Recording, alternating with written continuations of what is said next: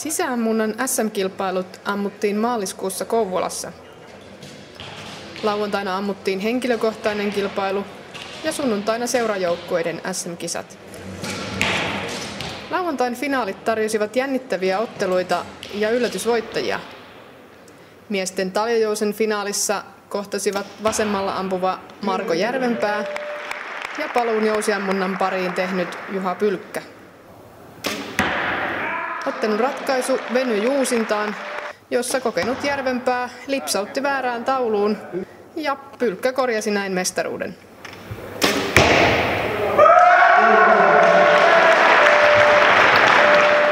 Tässä Juha Pylkän kommentit kisan jälkeen. Juha Pylkkä, ensimmäinen aikuisten Suomen mestaruus, eikö näin? Kyllä näin on kuule, ja mahtavat on fiilikset kyllä. Onneksi olkoon. Finaali oli äärimmäisen jännittävä. Aluksi näytti jo, että sä veisit sen ihan 6-0, mutta sitten Marko Järvenpää pääsi peliin mukaan. Jännittikö viimeisellä uusintanuolella? No ei se viimeisellä uusintanuolella kyllä jännittänyt ollenkaan. Mä ajattelin, että se on joko minä voitan tai Marko, että ei se enää niin väliä ole. Että se voittaa jo kumpi on parempi. Sä olit alkukilpailussa 4. sijalla.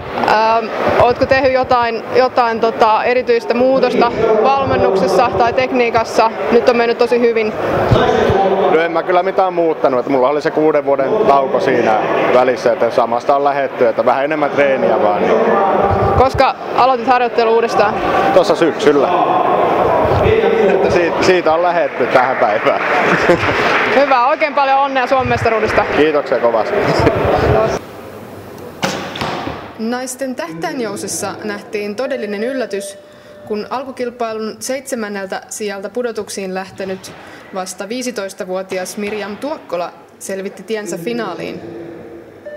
Sinisessä paidassa ampuva Tuokkola kohtasi loppuottelussa Kokkolan Akilleksen Ann-Charlotte Bishop-Granin. Nuori teuvalainen käänsi tasaväkisen ottelun edukseen ja voitti mestaruuden pisteen 6-4.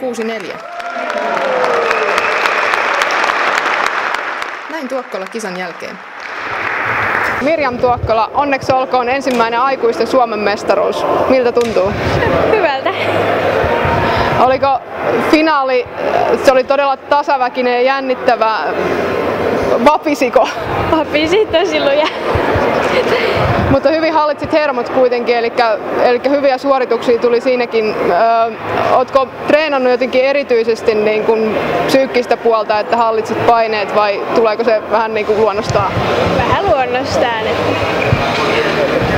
Miten muuten harjoittelu, onko tää sulle ollut millainen tavoite tää sisä-SM-kisa? No tavoitteena oli tulla 8. vähintään. Sitten voitettiin. No niin, eli aika yläkanttiin niin sanotusti. Entäs sitten tästä eteenpäin nyt kesää kohti, ainakin olet osallistumassa junioreiden PM- ja EM-kilpailuihin. Millaisilla mielellä niihin valmistaudut, miten ehkä tavoitteet sieltä tai? Tavoitteista en oikein vielä tiedä, mutta eikö nyt aika samalla tavalla kuin normaalisti. Minkä verran suunnilleen harjoittelet viikossa? 5 kertaa viikossa suurin piirtein. Joo, okei. Ei muuta kuin tsemppii treeneihin ja tuleviin koitoksiin. Kiitos. Miesten tähtäinjousessa finaalissa kohtasivat vasemmalla ampuva Vaasan Dianan Antti Tekoniemi ja helsinkiläisseura Wilhelm Telliä edustava Aki Virtanen. Tekoniemi oli ampunut koko päivän vahvasti, eikä vauhti hyytynyt finaalissakaan. Mestaruus heltisi suoraan 3 sarjalla pistein 6-0.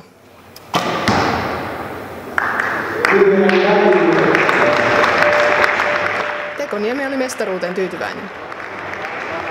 Antti Tekoniemi, Suomen mestaruus yleisessä tähtäinluokassa. Koko päivän oli aika vakuuttavaa ammuntaa, olit kärjessä heti alkukilpailun jälkeen, niin miltä ammunta tuntui?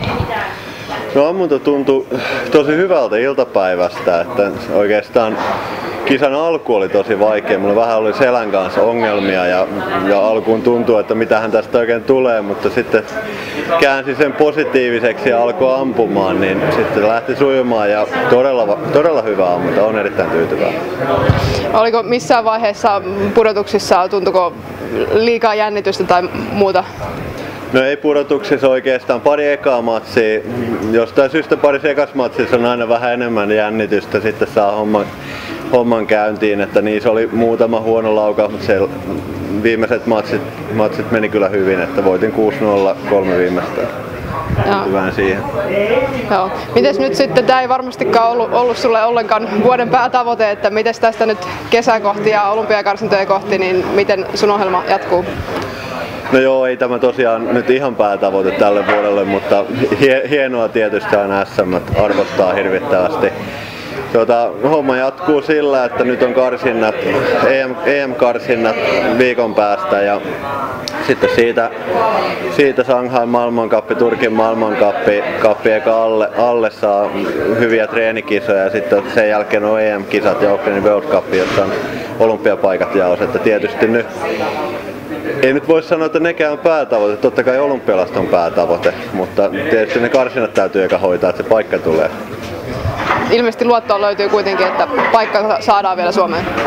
Kyllä, ilman muuta, että treenit on mennyt hyvin ja on vahvasti menossa olympialaisiin, että uskon, että se paikka hoituu sieltä tavalla tai toisella.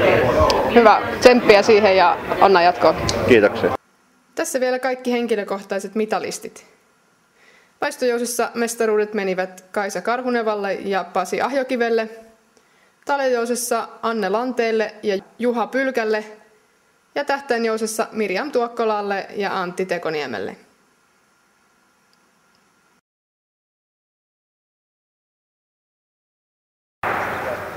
Joukkuekilpailussa taljojousen finaalissa kohtasivat mustissa paidoissa ampuva Oulun jousimiehet ja kemiläinen Pohjanjousi. Pohjanjousen joukkue oli alkukilpailussa parantanut Suomen ennätystä lukemiin 872 ja pudotuskierroksilla sivunut kahdesti SC-tulosta 232. Finaalissa kemiläiset saivat kasaan 226 pistettä ja se riitti voittamaan oululaiset 5 pisteellä. Bronssin vei Wilhelm Tell.